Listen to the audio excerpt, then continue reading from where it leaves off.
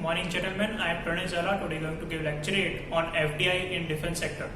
Foreign direct investment is the investment made by firm or individual in any business located in another country.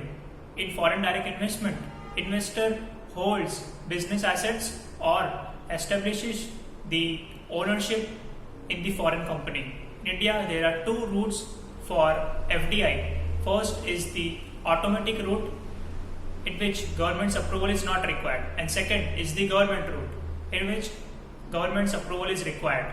According to new FDI policy, Government of India has increased the FDI limit from 49% to 74% in automatic route and up to 100% in government route.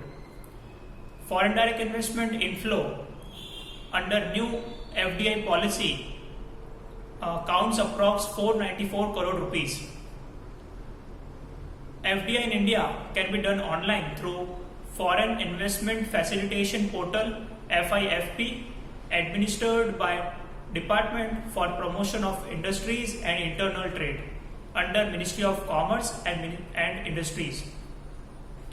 Foreign direct investment by foreign direct investment, the Government of India is seeking to attract foreign investors to set up manufacturing units in India and strengthen the indigenous manufacturing.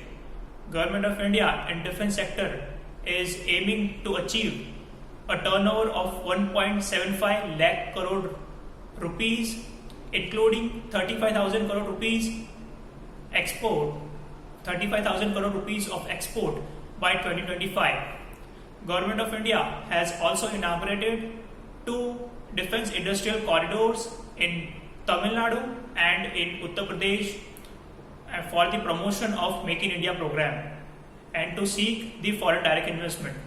Talking about the numbers, from 2001 to 2014, the FDI inflow counts approx 1,382 crore rupees, and from 2014 to 2022 till date, the foreign direct investment inflow approx 3,343 crore rupees. And Government of India is also promoting Make in India program, for which it has issued 584 defense licenses to 358 private companies, including 107 licenses for weapon manufacturing. At last, I would also like to say that the new FDI policy has the potential to reduce the dependency on imports in defense sector and to boost the manufacturing in India. It will also provide immense employment and business opportunities to the Indian businesses and will promote indigenous manufacturing as well. Thank you.